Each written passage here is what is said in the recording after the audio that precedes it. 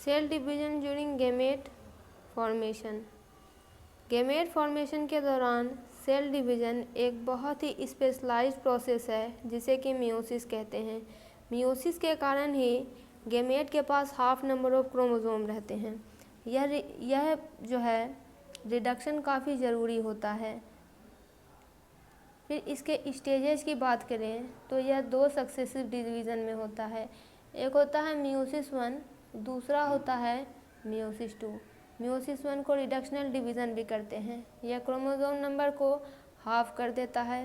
Homologous chromosome separate हो जाते हैं।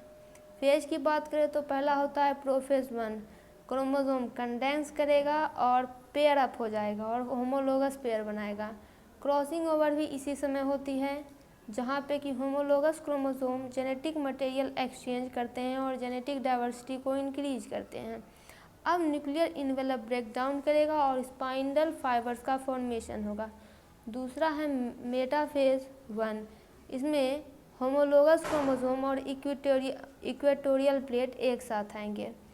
स्पिंडल फाइबर सेंट्रोसोम के साथ जुड़ जाएगा। फिर आएगा एनाफेज 1। अब होमोलोगस क्रोमोसोम स्पिंडल फाइबर के अपोजिट साइड जाएगा और सिस्टर क्रोमैटिड अपने सेंट्रोमेयर के साथ ही जुड़ी रहेगी। फिर आता है टेलोफेज 1 एंड साइटोकाइनेसिस। क्रोमोसोम पोल के पास जाएंगे, सेल डिवाइड करेंगे और 2 हैप्लॉइड डॉटर सेल बनाएंगे। प्रत्येक सेल में एक सेट ऑफ क्रोमोसोम होगा। फिर आता है मियोसिस 2, इसे कहते हैं इक्वेशनल डिवीज़न। इसमें सिस्टर क्रोमैटिड इंडिविजुअल क्रोमोसोम में सेपरेट कर जाएंगे। माइटोसिस से ही सिमिलर है लेकिन हैप्लॉइड सेल के साथ शुरू होते हैं। फेजेस की बात करें तो पहला है प्रोफेज 2, क्रोमोसोम फिर से कंडेंस करेगा, स्पिंडल फाइबर का फॉर्मेशन होगा। मेटाफेज 2 में क्रोमोसोम इक्वेटोरियल प्लेट के एक साथ आ जाएंगे। फिर आता है anaphase 2, sister chromatid opposite pole पे जाएंगे। फिर आता है टेलोफेज 2 और साइटोकाइनेसिस, क्रोमैटिड पोल के पास जाएंगे और 4 हैप्लॉइड गैमेट का फॉर्मेशन होगा।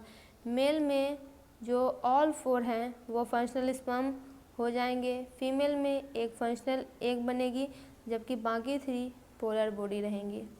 की फीचर्स की बात करें तो पहला हैप्लॉइड गैमेट।